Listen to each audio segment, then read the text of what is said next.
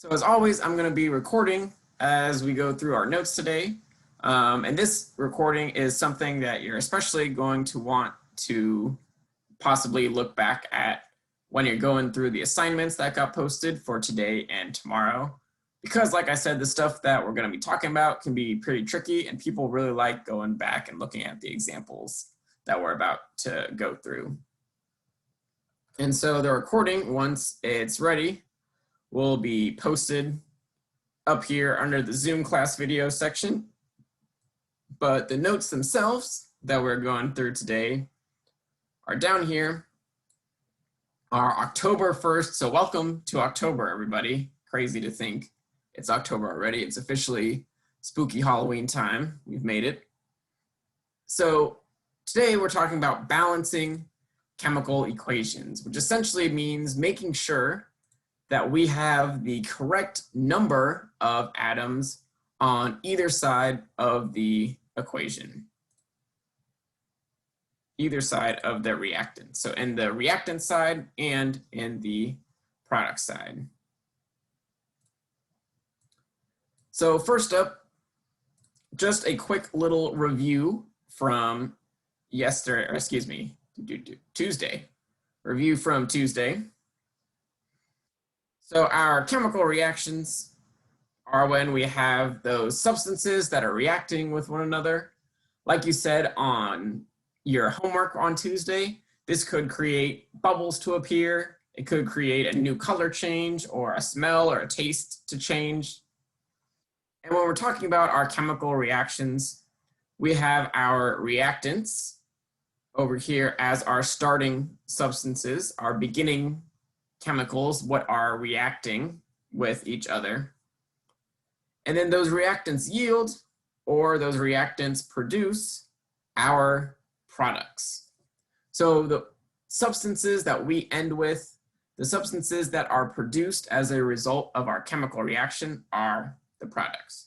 So we have the reactant side over here on the left, and we have the product side over here on the right, and our arrow acts kind of like our equal sign. It's telling us essentially that our reactants are turning into our products.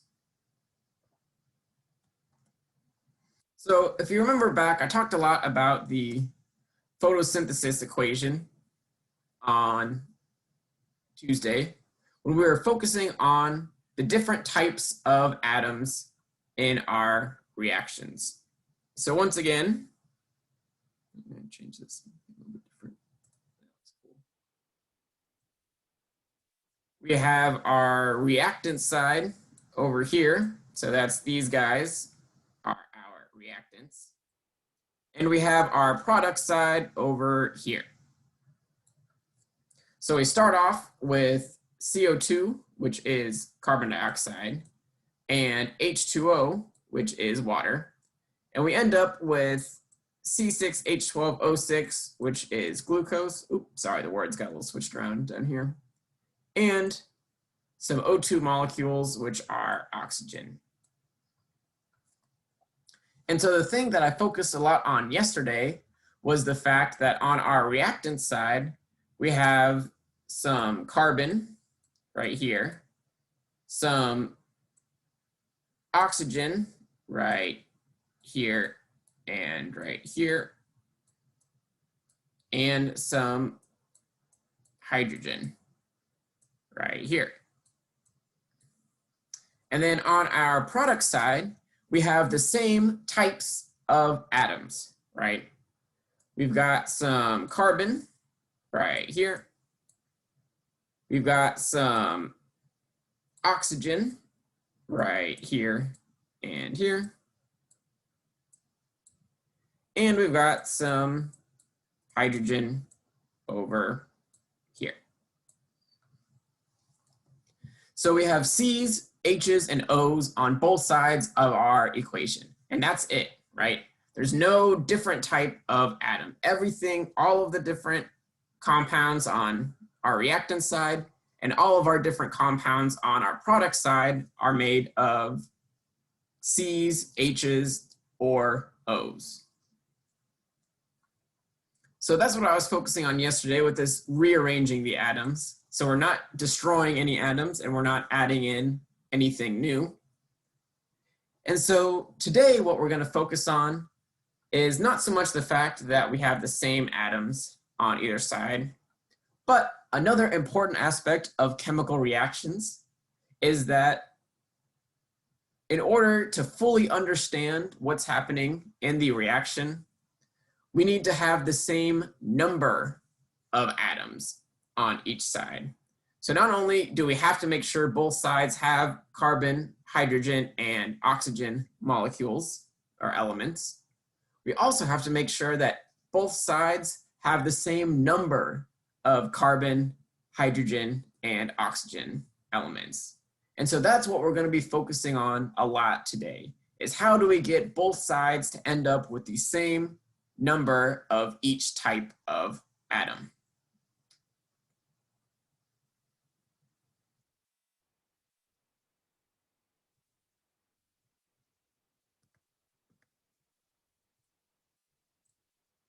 All right, here you go. So these chemical reactions that I've been showing you are a type of chemical equation. So just like a math equation shows how numbers are being manipulated, chemical equation shows how a chemical reaction is happening using those chemical symbols. So we don't have to go in and fully write out carbon and hydrogen and oxygen. We can just write C, H, and O. And it shows us this compound mixes with this compound to create this new different compound. So just like we have math equations, we also have chemical equations. So a really important aspect of chemical equations are numbers called coefficients. You may have noticed in the photosynthesis equation, we had big numbers and we had little numbers. Actually, I have it right here. So our big numbers that are out here in front of the chemical symbol, so they're out before the symbol, are our coefficients. These tell us how many molecules of each element that we have. So here are our coefficients. We have 6 CO2 molecules, 6 H2O molecules. If there is no big number, then we pretend like it's a 1, because that means we just have the one single glucose molecule. And then we have 6 oxygen molecules, 6 O2 molecules. So these are our coefficients. And as we're going to find out in a second, they are an extremely important part of making our chemical equations have the same amount of atoms on both sides. So besides the big numbers, we have these little numbers down here. These guys are called subscripts. They essentially just tell us, in order to have a molecule of glucose, we need 6 carbons, 12 hydrogens, and 6 oxygens. In order to have a molecule of water, we need 2 hydrogens and an oxygen. So these subscripts are little numbers that are essentially set in stone. They are part of the chemical symbol for that compound, and they can't be messed with or changed at all. Unlike the coefficients, which we're about to talk a whole lot more about. So we have our sort of base reaction of carbon dioxide, water, producing glucose and oxygen. And then we have our coefficients out in front telling us how many of each molecule we need. And we have our subscripts down at the bottom, which tell us how these molecules are formed, essentially, what kind of the structure of these molecules is.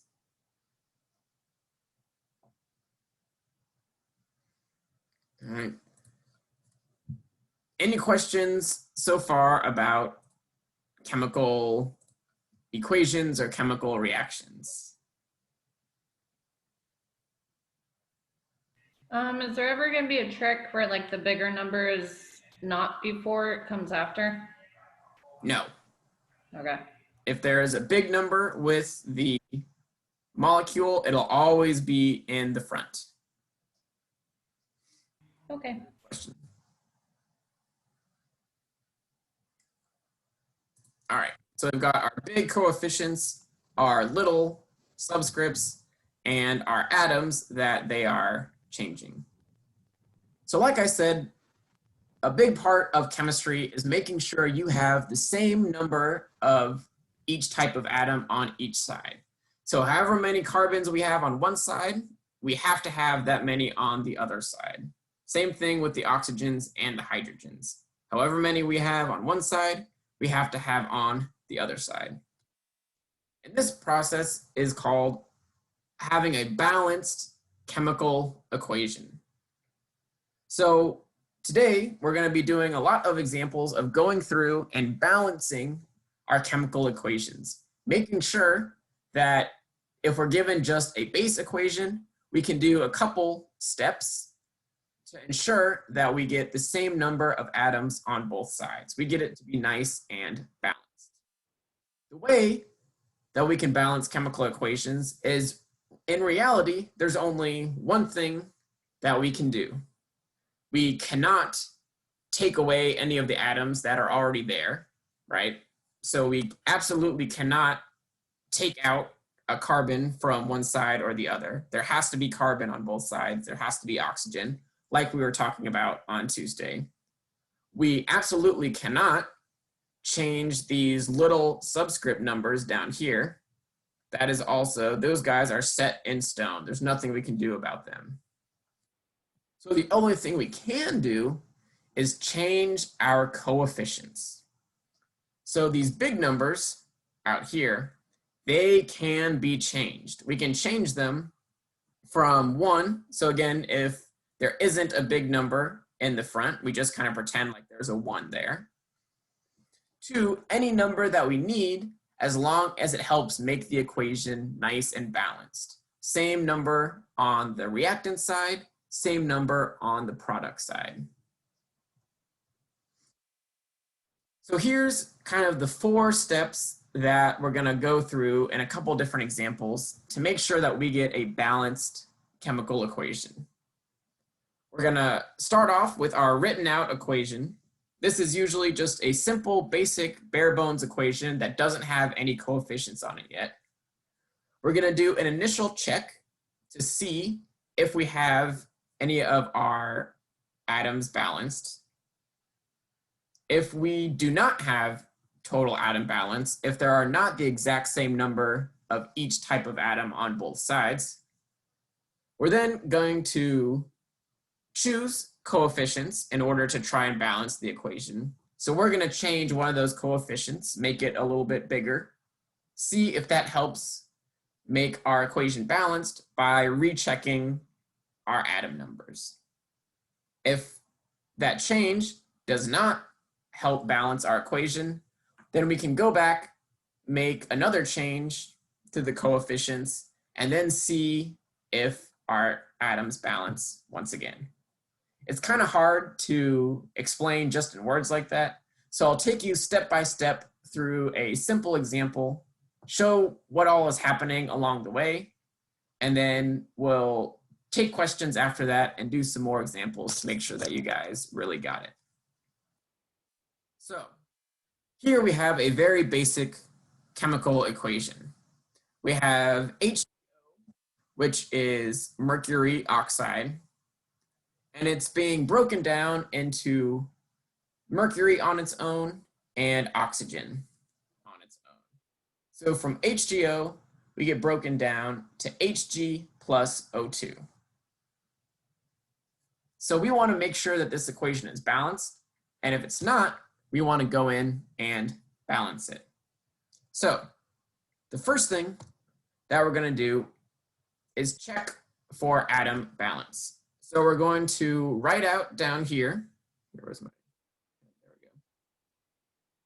So we're going to say, okay, first off, what are the different atoms that we have in this equation? We have some Hg atoms. So I'll write down Hg. And we have some O atoms. So I'll write down O. Those are the two different types of atoms that are in our equation. Next thing that we have to do is see if our equation is balanced just the way that it is. Maybe we don't have to do anything and we can just leave it there. So we look on this side, on our reactants side. So this is the reactants, if you remember correctly. This is the products. In our reactant side, we have one Hg atom. So we put a 1 down here. So we have one Hg. And we have one O atom. So that's where this number comes from. One Hg and one O. On our product side, we've got one Hg. All right, looking good so far. Uh-oh. We have two O's on our product side. So that's what the O2 means. That means we have two oxygen atoms that are bonded together over here. So, gasp, our equation is unbalanced. We have the same number of Hg's on each side, right? There's one on the reactants and one on the products. That's good. But we have one O on the reactants and two O's in the products. That's not good. We have to do something to balance this equation.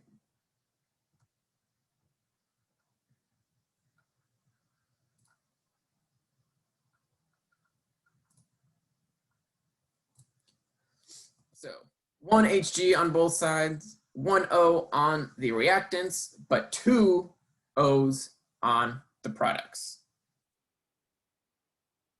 That is an unbalanced equation. So what are we going to do to fix this?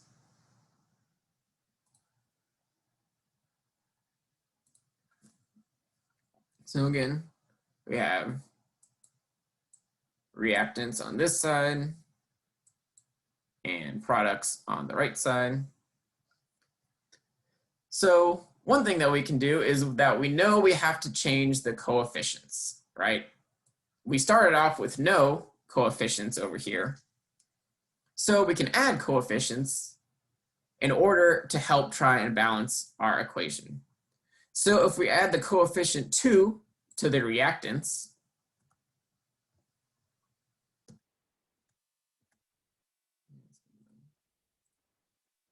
we can help balance the O's. So in our reactants, the Hg and the O are together, right? This is one compound. What that means is that because they are bonded together to make HgO, that 2 that we put in the coefficients is going to apply to both of these elements. So the 2 applies to the Hg and to the O.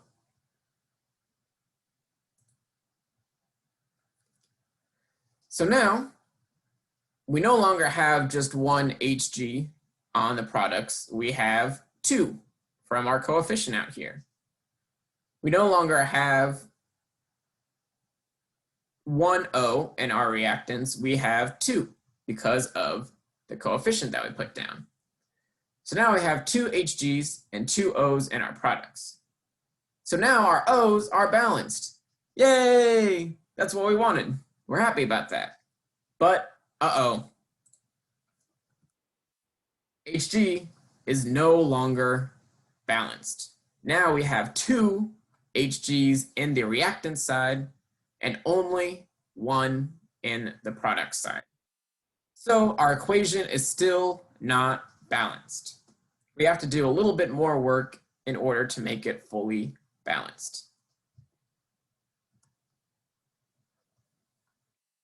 So if our Hg on the product side is what is unbalanced, we can change its coefficient, make it a 2, so that now instead of 1 Hg on the product side, now there are 2 Hgs on the product side. So now let's double check our atoms and see if we are now balanced. We have on the reactants side, we have 2 Hgs and 2 Os. On our product side, we have 2 Hgs and 2 Os. So now we are balanced. We have 2 Hgs and 2 Os on both sides of the equation. So that's what it means to balance our equation. We started off with just our basic equation of HgO goes to Hg and O2. We figured out that it was unbalanced because of the 2 O's and the products. We tried to fix it by making there be 2 O's in the reactants, but when we did that, we unbalanced our Hg's. So we fixed that by changing the coefficient of the Hg and the product to a 2. And then we had a balanced set of equations, 2 Hg's and 2 O's in our reactants and in our products. So you know you'll have a balanced equation when these numbers are equal to each other and these numbers are equal to each other. Then and only then will you have a balanced equation.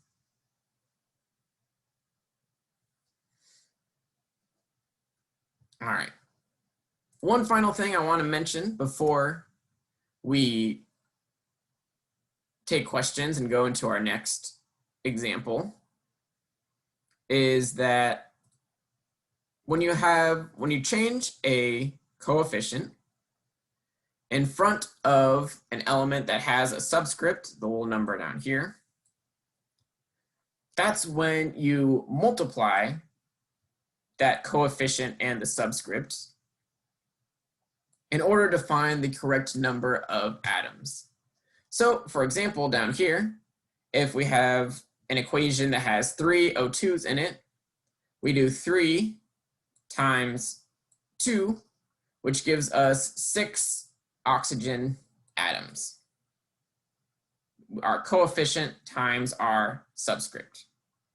Same thing with a slightly more complicated compound. We have 4 H2s and 4 O's. And so when we multiply the 4 and the 2 for the H's, we get 8 hydrogen atoms. The O does not have a subscript. The O does not have a little number. So we still only have 4 oxygen atoms.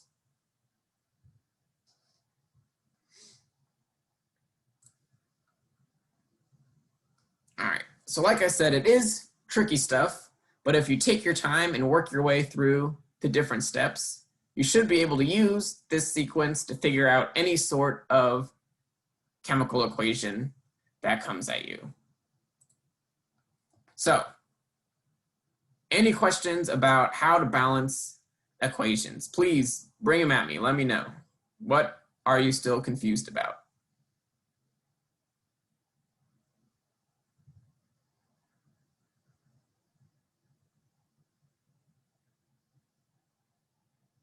I'm confused about everything, but I think if you do some more examples, I might get it. Awesome. All right, I can do that, no problem. So let's do some more examples. Let me go find a good one.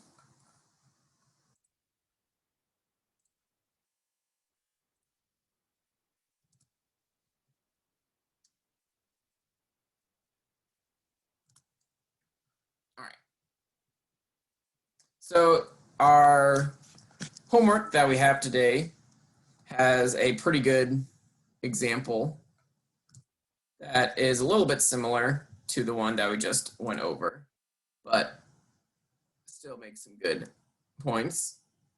So let me think. This one, this one.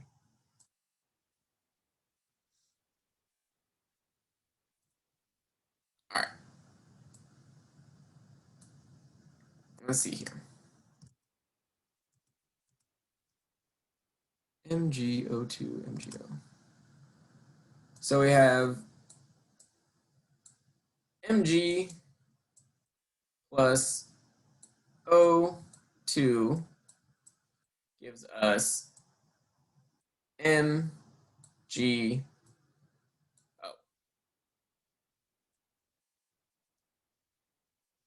So first thing that we got to do is figure out what are our atoms and how many of them do we have on each side. So looking at this equation, it looks like we have some Mg elements. So I'll make that for our little chart down here. Mg. And we have some O elements. So Mg and O are the two elements that we're trying to balance. Let's look at our reactants first. So here's our reactants, here's our product. In our reactants, we have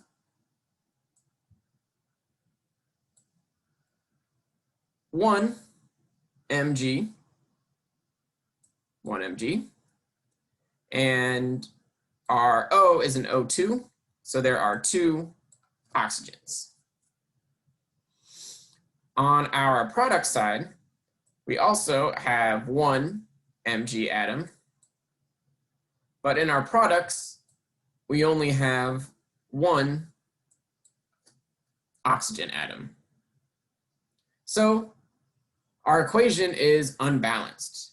We have the same number of Mg's on both sides, 1 and 1, but we do not have the same number of oxygens on both sides. We have 2 in our reactants and 1 in our products.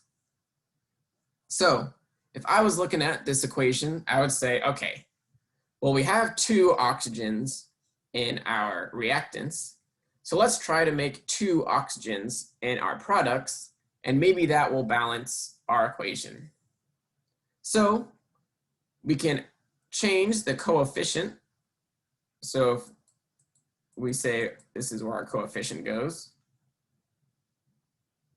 if we put a 2 in front of the MgO, this 2 will make it so that our Mg is going to change from 1 to 2, and our oxygen will change from 1 to 2. So by adding that 2 coefficient, we have 2 Mg's and 2 O's on our product side. So now our oxygens are balanced. Yay, happy times. But, Mg's are not balanced. So if I say, all right, we've got 2 Mg's on our product side, maybe there's something we can do on our reactant side in order to make them balanced. What if I added 2 in front of our Mg over here? Now, that changes our number of Mg's in the reactants to 2. Our oxygens stay the same. We didn't do anything with them, so we have 2 oxygens in our reactant still. Now we double check for atom balance. We have 2 Mg's and 2 oxygens in our reactants, 2 and 2. In our products, we have 2 Mg's and 2 oxygens, 2 and 2. So now we are balanced. We have the same number of Mg's and the same number of oxygens on our reactant side and our product side. And that is what we want to see. We want that this number to equal this number for our mg's, and we want this number to equal this number for our O's.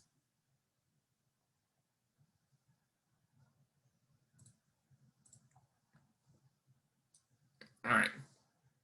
Any specific questions? I'll do one or two more examples, but any specific questions so far? Anything I did there that you didn't quite understand how it happened? So I get that now. So the atom is the numbers? The atoms are the numbers? So no. The atoms are the symbols.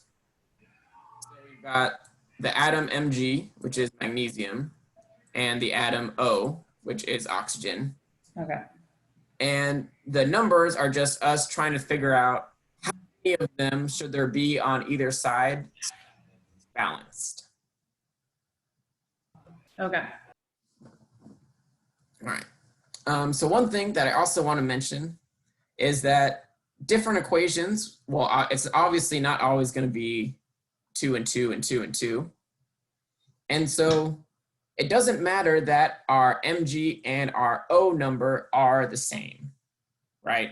It doesn't matter that we have the same number of Mg's on one side versus O's on that same side, or Mg's and O's on opposite sides.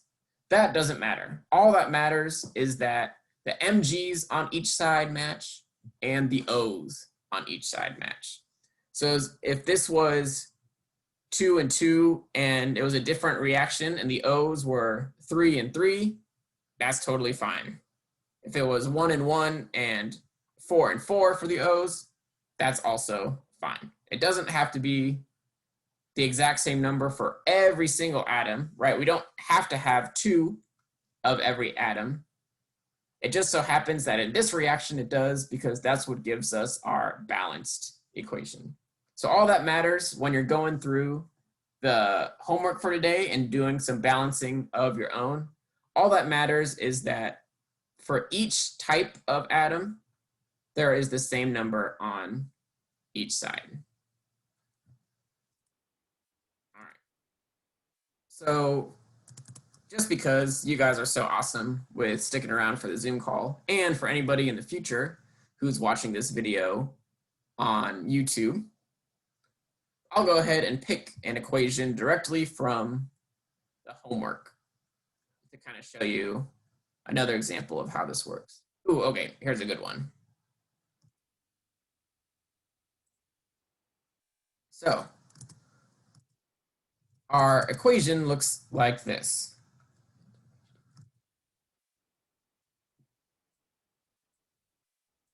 N2 plus H2 produces the compound NH3.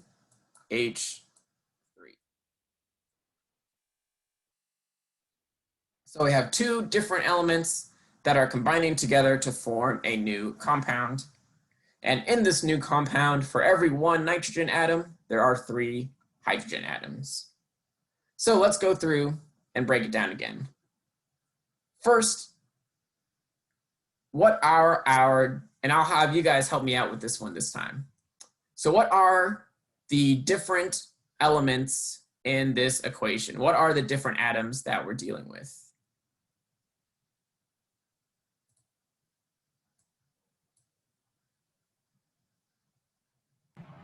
Like, what are their names or just the letters?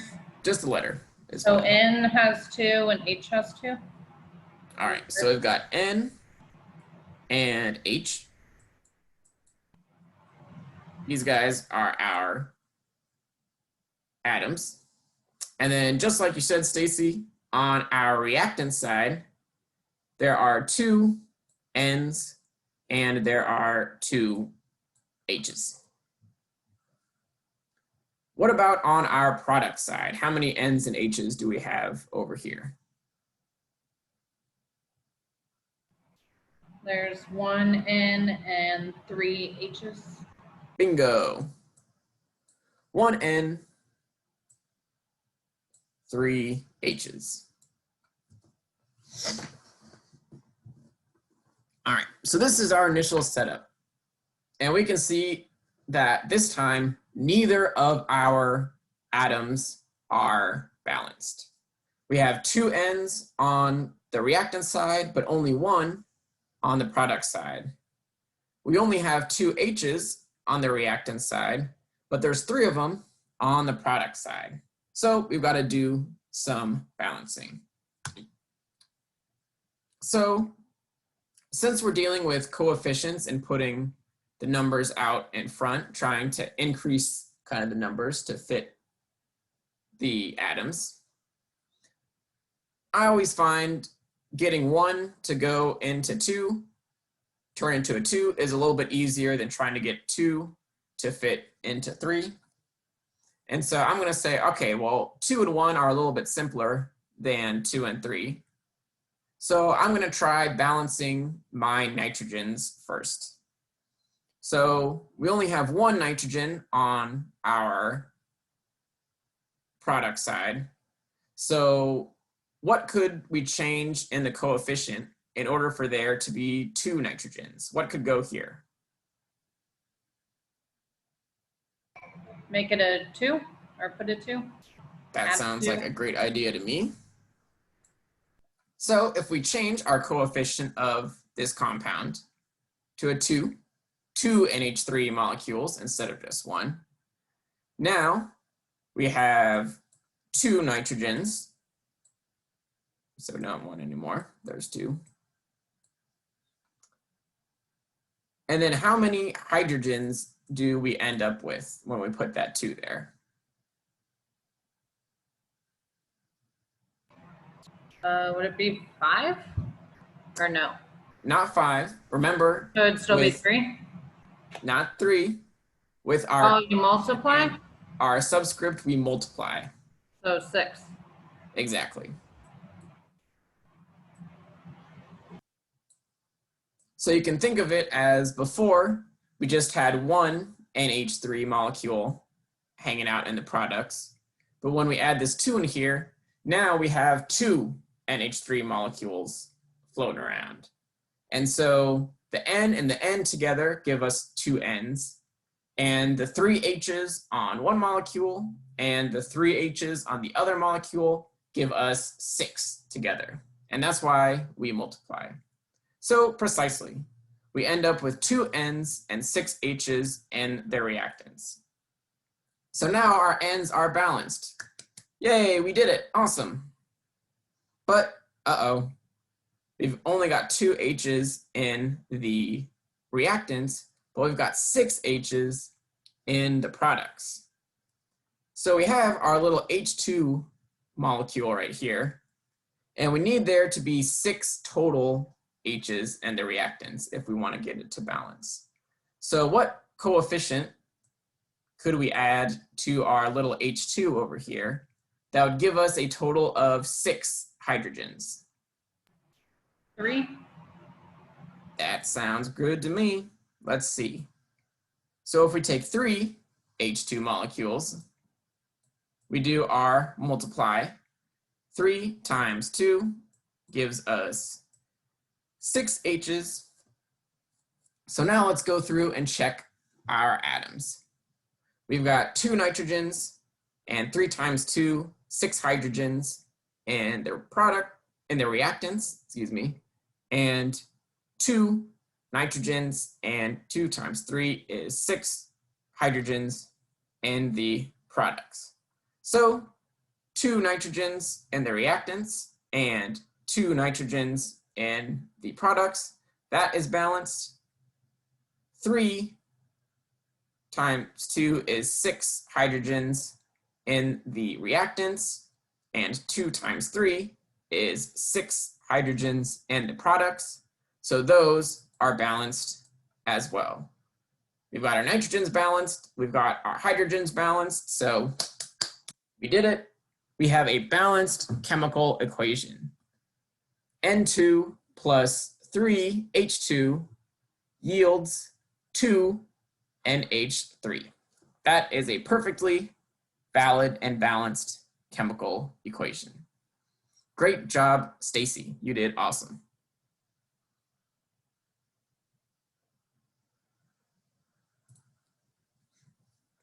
All right. So any other questions that you have about balancing chemical equations? Anything that you're still a little bit confused about or not sure of?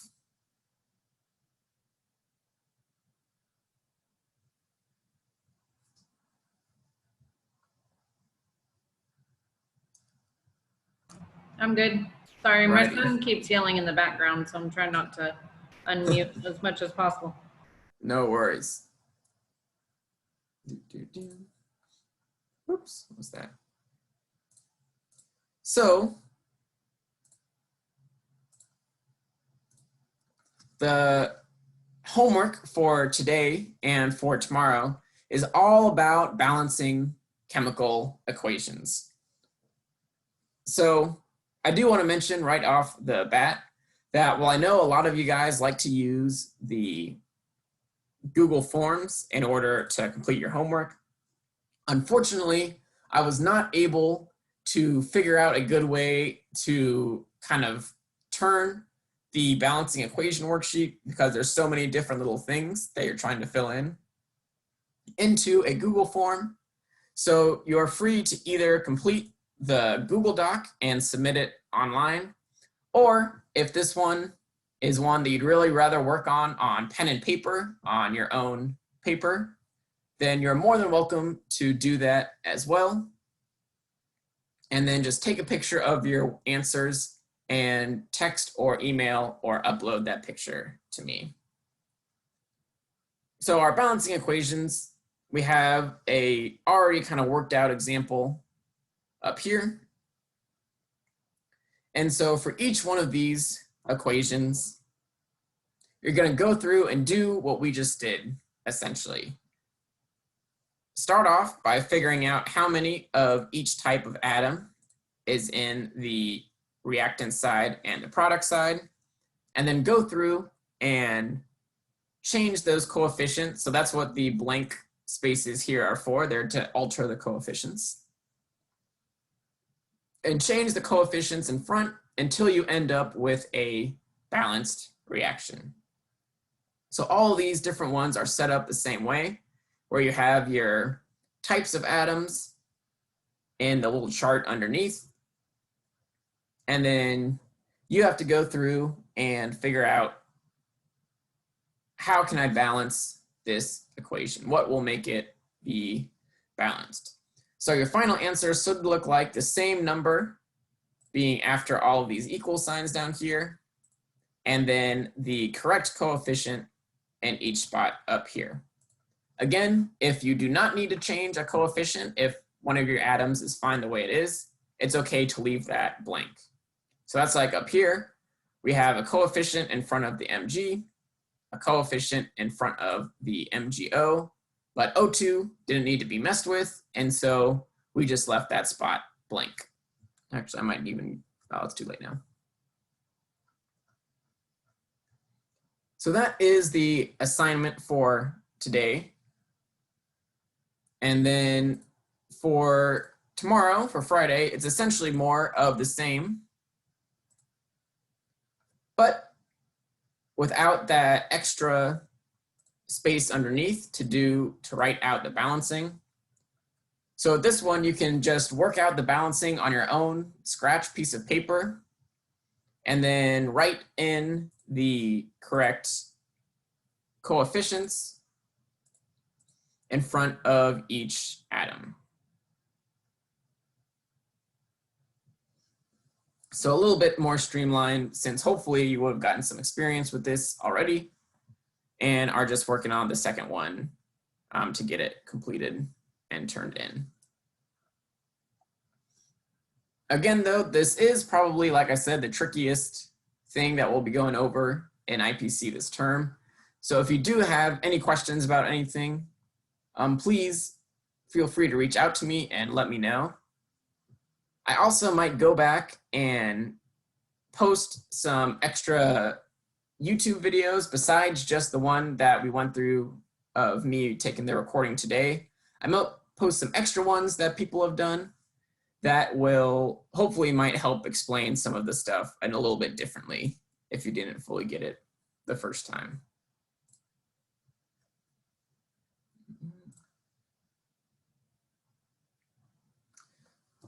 So that is how you balance chemical equations. Does anybody have any final questions, concerns, issues, anything at all before we wrap it up for today?